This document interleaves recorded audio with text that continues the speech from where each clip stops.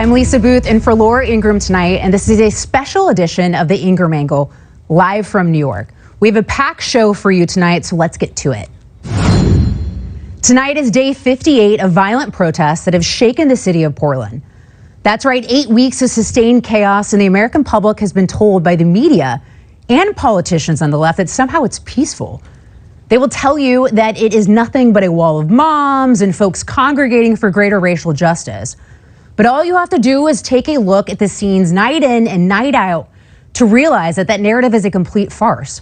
As a result, the administration sent in 114 officers led by the Department of Homeland Security during the 4th of July weekend. Their goal? To stop the swell of violence and protect monuments and federal buildings that the mayor surrendered to the mob. During the course of their time there, these agents have seen flagrant acts of violence and crime. So of course they've made arrests, which the state attorney general has actually tried to stop. Apparently breaking the law, setting fire to a federal building, and attacking officers isn't cause for concern to these liberal leaders. Today, a federal judge smacked down the state's attempt to stop these arrests.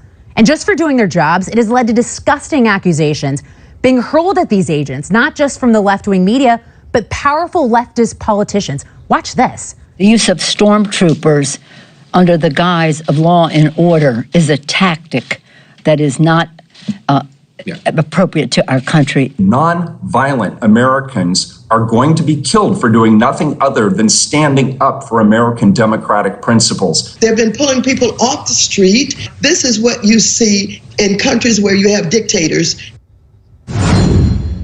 Wow, well, here to respond to this mirrors directly is Ken Cuccinelli, acting DHS Deputy Secretary. Mr. Cuccinelli, before we get to some of these crazy things that we're hearing on the left, there's also been criticism from the right. You have people that some say, look, these citizens of places like Portland, Oregon, they voted for a radical mayor. They voted for a radical governor. Let the city burn. Let them deal with the consequences of the policies that they voted for. What do you say to those critics? You know, I'm this close to agreeing, except we have a federal mission at the Department of Homeland Security governed by statute. And we've also heard people lob, oh, this isn't constitutional. And real quick, Lisa, I'd point people to Article 1, Section 8, paragraphs 1, 9, and 18, and the statutes that have been written under it. And one of those statutes charges the Department of Homeland Security with protecting federal properties like this courthouse and the Edith Green building there in Portland. So we are not only within the boundaries of the Constitution, we have a statutory charge, and that's the mission we're pursuing there.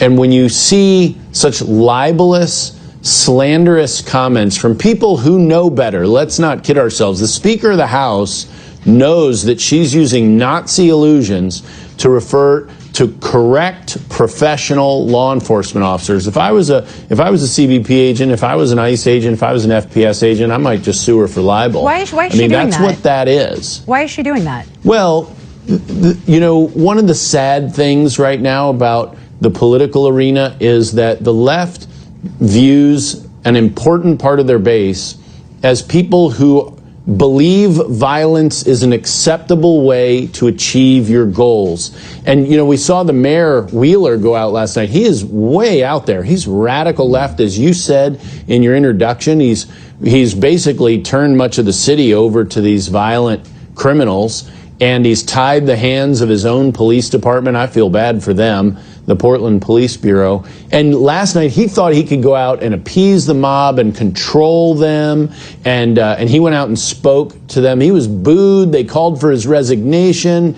And the right historical analogy has nothing to do with Germany. It has to do with the Bolsheviks. And last night that mayor was a Menshevik, the socialists who went out and thought they could control that revolution, and the bloodthirsty Bolsheviks came in and killed them all. This mob is out for blood. They are not there to protect the First Amendment or to exercise First Amendment rights. We all respect those people. Well, but every night that's 75 to 100 people, and then 1,000 more come later and start attacking these buildings and the law enforcement officers protecting them. And sir, you know, the mayor was on the receiving end of things like FU. Ted Wheeler calls for his resignation.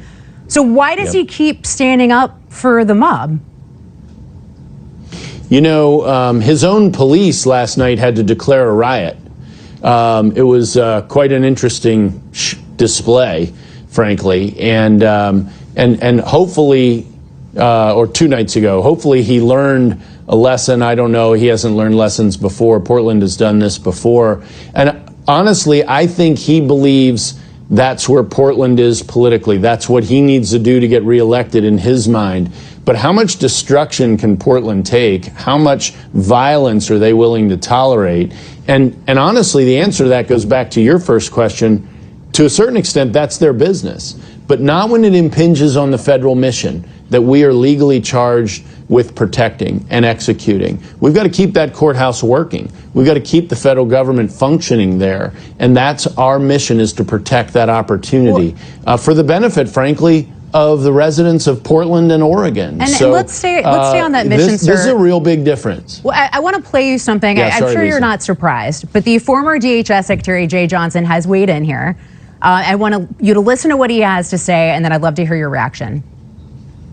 The militaristic presence on the streets of the United States in our cities during moments of high tension can actually make matters worse. I used to say to people within DHS, let's not let sideshows, ancillary missions like this derail our core mission and discredit us in the communities where we need to operate. And plainly, no one is making that calculation right now. Your reaction? Well, look, we all have the right to our opinion so long as these violent criminals don't overthrow the First Amendment. And Jay Johnson has a lot of experience. But we have a situation here where the president has made it very clear to us that we are not just surrendering the courthouse. We're not just surrendering these properties. And that's really the alternative that former Secretary Johnson didn't address in his comments. His alternative is nothing, because the Portland police have made it clear, as this mayor did 2 years ago when an ICE facility in Portland was attacked. He publicly withdrew the support of the police and basically declared open season. And they're doing it again. So this isn't the first time for Portland, although 58 days in a row of violence is pretty extraordinary. If we don't do this mission, no one else will do it. And I don't think people in this country, ordinary Americans, are ready to start letting violent criminals and insurrectionists overthrow even a single building of the federal government in a place like Portland. And I will say Portland is totally unique. You look at so many of our other relationships, even in cities where the president and the mayors don't necessarily get along, law enforcement still works together. We still try to pull gangs off the street there. We still work with their police to do that, and they let their police work with us. Only Portland has gone so far and so radical in not just appeasement, but in withdrawing, openly withdrawing even protection from their fellow Americans who are performing their federal mission. Well, and Governor Inslee actually tweeted out tonight, I believe, that the president is itching for a confrontation, that he wants attention. Is that what it's about?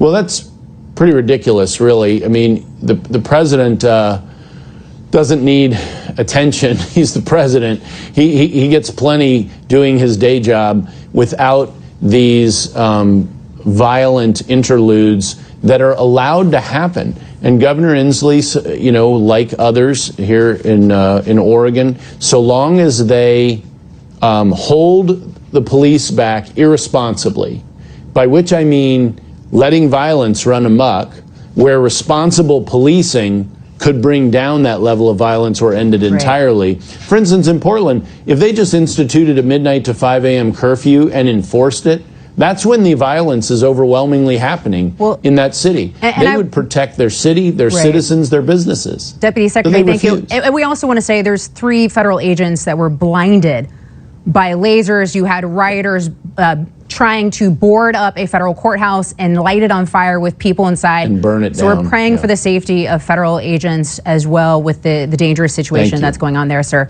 Thank you for joining us tonight.